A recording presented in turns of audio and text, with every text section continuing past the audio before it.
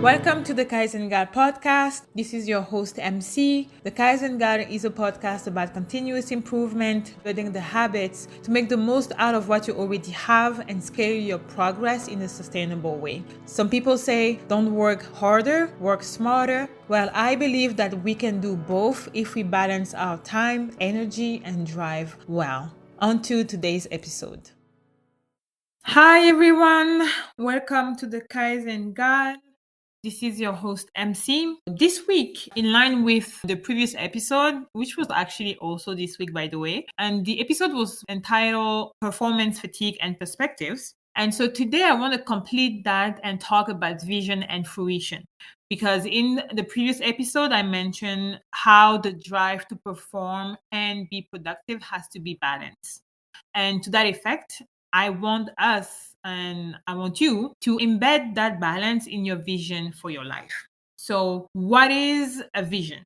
According to the Harvard Business Review, vision is an aspirational picture of future success. In my own words, I think of vision as the ability to see the invisible, to see what is out of reach, but not out of sight. Out of reach because you may not have all of the resources, all of the skills, all of the connections to be able to reach it, but you can still see it. And I don't want us to confuse vision with mission or purpose, because your purpose is why you exist, why you think you exist. For instance, I'm a Christian, so I believe I have a purpose that was bestowed upon me by God. And this is like kind of supporting my vision, but it's not the same as my vision. My vision is how this mission is going to materialize. Do not confuse your vision with your values either, because your values are the principles and beliefs that you choose to operate by. And in summary, because the vision is the ability to see the invisible and to strive towards what you cannot see but you want to reach, I believe that you cannot take action if you don't know where you're going. So you need to know the direction the action is bringing you closer to. The action that you are taking now is bringing you closer to. Hence, the importance of having a vision. The Bible says that without a vision, the people perish. I would even say that without a vision, there is no discipline. There is no self-control. Having a vision, having a state of success, a future state that you have in mind is going to feed your discipline and is going to guide how you live your life. Now, how do you live your life? How do you build the vision? There are a few questions you can ask yourself to help you define that vision. The first thing that comes to mind is what gets you excited? What is the stuff that you always find the energy to do even when you are tired, or that you find the energy to do that you would do even if you were not getting paid to do it, basically? Like that really kind of just drive you. You have a passion for it, to learn about it, to get better at it. What is it? That's the first question. And then the second question, it's about expanding your mind. Basically, not just look at the resources that you have today, because remember, vision is out of reach, but it is not out of sight. So you can see it. What is that thing? What is that project that you can see, but you feel like you may not have the skills or the experience to reach? That is what you want to focus on. To answer that question, do not base yourself off of what you're capable of today, what you have access to today.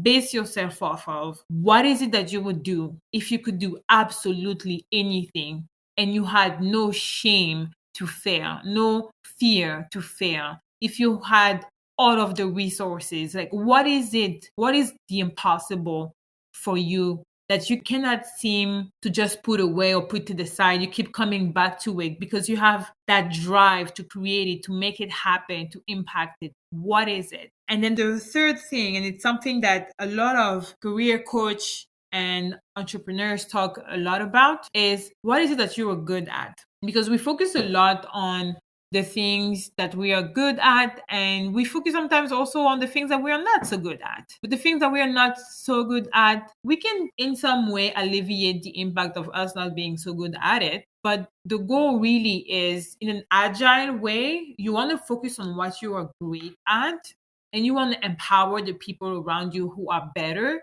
at what you need than you are yourself. And so what is in your zone of genius? What is that thing that only you can do?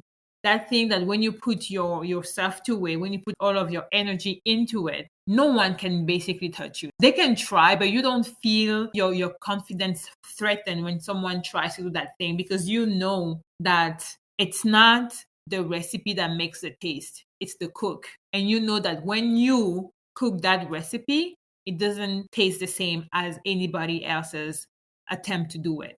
And so these three questions, like what excites you, what is impossible that you can't help but dream of, and what is that thing that you thoroughly enjoy doing that regardless of whoever attempts to do it, you still feel 100% confidence doing. And I truly believe that answering these questions, it will help you define your vision, because it's going to simplify a lot of things. Through these questions, you know what is that you want to invest your time in. So your time management is going to change. You know what you want to invest your energy in. You know how you want to spend your money on, because maybe, I don't know, going to the movie and watch the latest movie is not going to bring you closer to your vision. It may be a welcome distraction here and there, but like you are going to treat it accordingly, because you realize that this time, this money that I'm investing in going at a movie with my friends, it may be good for my mental health if I do it here and there, but like it cannot become a hobby of mine to go to the movie all the time, see all the latest movies. The same way, spending your time on Netflix is not going to serve you. It might be great to have a distraction and to relax, but you don't want to make it a hobby. So answering these questions will also help you define what are your hobbies, what are your priorities, what is it that you should spend your money on, what is it that you should read and watch, who are the people that you want to be surrounded with, because all of these elements and so many other things are going to nurture your ability to reach your vision. Your vision is not just about you, it's about also all of the different elements and system around you that you kind of bring together to support each other towards the future state of your success, which is your vision. So answering these questions will bring clarity to your vision. It's literally how you combine all of these elements that are taking your time, your energy, your drive, how you combine all of these elements to define the vision of your future state. And you should revisit your vision frequently as a way just to motivate yourself to new levels of performance, because things change. And your vision may not change, every week, but as things are changing, your vision may become clearer, or sometimes it can also become blurrier. And so you want to revisit your vision frequently, and businesses do that as well. They do that at least once a year. And I typically do it once a year as well, with a slight strategic readjustment at the end of each quarter. So I have my big vision for the year. I break it down into goals and objectives that I want to achieve. And then I revisit every end of quarter to make sure that I'm still aligned with my vision. Sometimes I may change the vision, to be honest. During the pandemic, trying to do so many things. Again, I mentioned that in the performance fatigue and perspective episode, but trying to do too much was also preventing me from reaching my vision, actually, because trying to do too many things, my vision just got blurry, literally. And so you want to readjust as needed. Your vision is supposed to evolve with you. Hopefully it gets clearer. Sometimes it can change completely because you have an awakening. But yeah, you want to revisit your vision. Another thing that is super key, I find, is that your vision cannot be selfish, because there's only so far that you will go by patting yourself on the back. If you fall by yourself, you're not able to stand up again. You need a vision that impacts people. Not because people are going to necessarily help you, but you want to have a vision that impacts people, that translate how accountable you see your God-given gifts towards the world that we live in. You want to become a person of value, so that whenever you fall, whenever you are tired, you know that it's not just about you. It's not just about your success. I did say that vision was a future state of success. And It is, but it's not success in the accolades and people just like praising you for the work that you were doing. No, it's about bringing value to the world around you, because when the going is going to get tough, and it will, it's not maybe, it will get tough. If it's just to please yourself, if it's just to prop yourself up, you're not going to have the drive to keep moving forward and when things are hard. But if you know that you standing on the ground, you not getting back up, other people are impacted because you are not in your place, that you're not contributing to the world the way that you were made to, the way that you envision to, this is going to drive you. Not just you in your bed sulking about how unfair life is, but you in your bed thinking that as I am laying down here, people are missing out.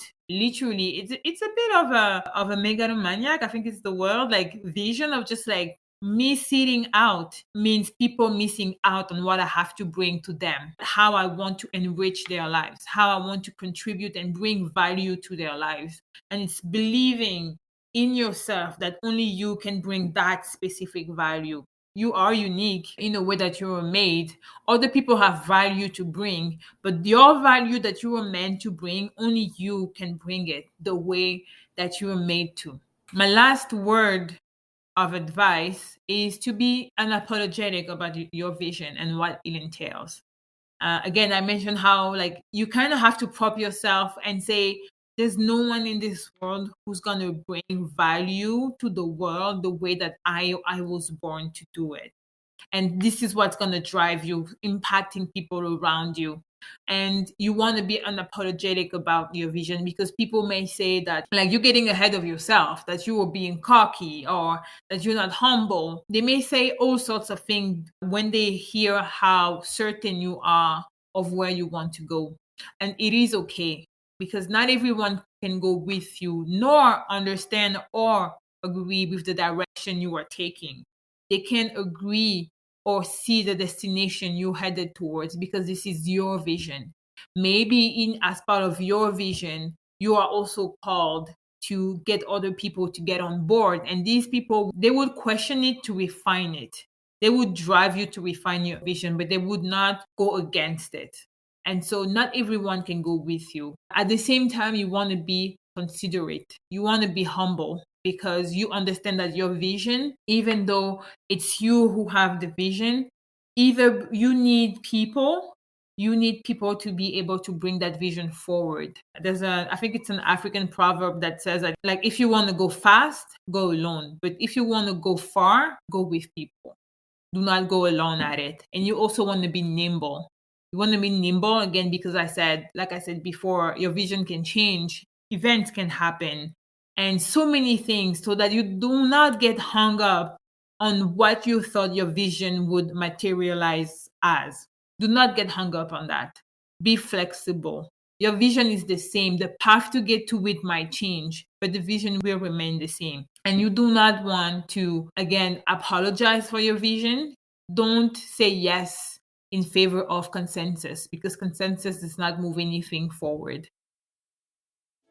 That's it for me today. I hope you found that episode helpful and insightful. If you have questions or topic you'd like me to address, email me at the email address in the description box. And last but not least, leave your 5-star review anywhere you are listening. It really encourages me. I wish you, wherever you are, to be well, and I will talk to you next time.